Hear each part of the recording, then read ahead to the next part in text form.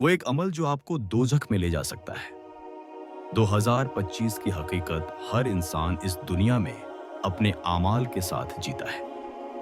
हर दिन, हर लम्हा हम किसी न किसी अमल को अंजाम दे रहे होते हैं। लेकिन क्या कभी आपने सोचा है कि ऐसा भी कोई अमल हो सकता है जो आपको सीधा दोज़ख में ले जाए?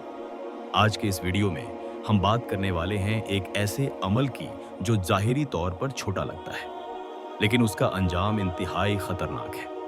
और ख़ास तौर पर 2025 के इस फितनों भरे दौर में लोग अक्सर इस अमल को मामूली समझकर रोज़ाना अंजाम दे रहे हैं। ये अमल है गीबत। गीबत का मतलब है किसी शख्स की उसकी गैर मौजूदगी में बुराई करना। ऐसी बुराई जो अगर उसे बताई जाए तो उसे नागवार गुजरे। ये अमल न सिर्फ गुनाह ए कबीरा है,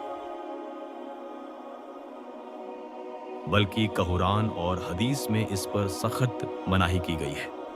कुरान का इरशाद सूरह हुजुरात में अल्लाह ताला फरमाता है, और तुम में से कोई किसी की गीबत ना करे।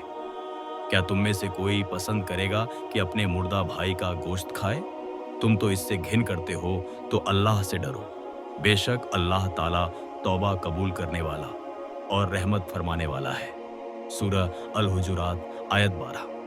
इस आयत में अल्लाह ताला ने गीबत को इतना शनिया अमल करार दिया कि उसे मुर्दा भाई का गोश्त खाने के बराबर बताया। जरा तसव्वुर कीजिए, किसी मुर्दा इंसान का गोश्त खाना कितना घिनौना, कितना नफरत अंगेज मंजर है।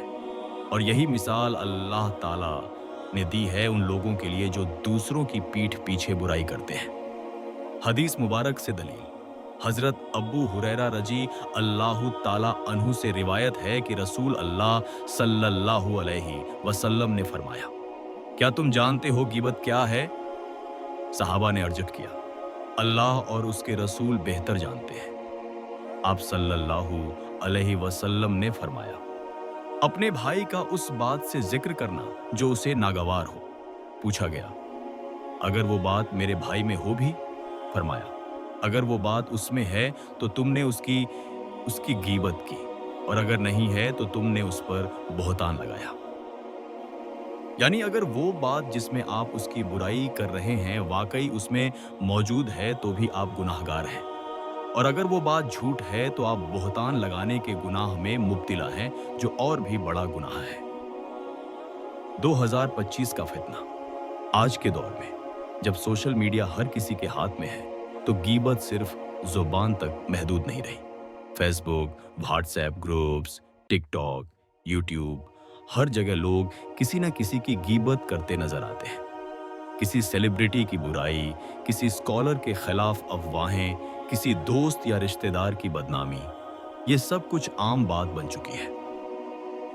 2025 का मुसलमान अक्सर समझता है कि ये सिर्फ एक कमेंट है, एक जोक है, लेकिन असल में ये आग है जो उसके आमाल को जला रही है। गिबत के नतीजे आमाल बर्बाद हो जाते हैं, कब्र में अजाब का सबब बनते हैं, दोज़ख का रास्ता खुलता है, अल्लाह ताला की रहमत से महरूमी। हकीकी वाकया। एक वाकया हदीस में आता है कि रसूल अल्लाह सल्लल्लाहु अलैहि वसल्लम 2 कब्रों के पास से गुजरे और फरमाया, इन दोनों कब्र वालों को अजाब दिया जा रहा है, और किसी बड़े गुनाह की वजह से नहीं। एक को इसलिए कि वो पेशाब से बचाव नहीं करता था, और दूसरे को इसलिए कि वो लोगों के दरमियान चुगली करता था।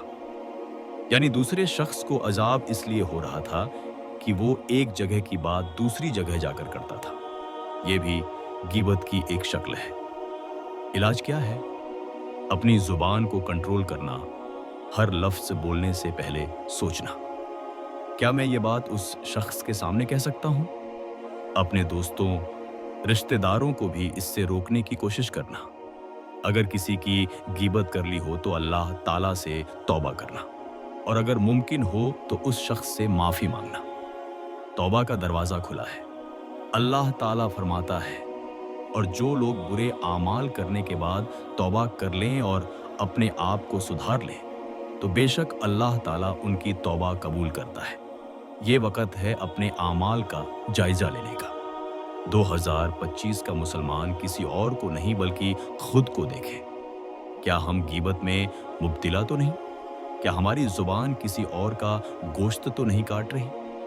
आखिरी पैगाम, ए मुसलमान भाइयों और बहनों, ये दुनिया एक इम्तिहान है। हर लफ्ज, हर अमल लिखा जा रहा है और कयामत के दिन हर लफ्ज का हिसाब होगा।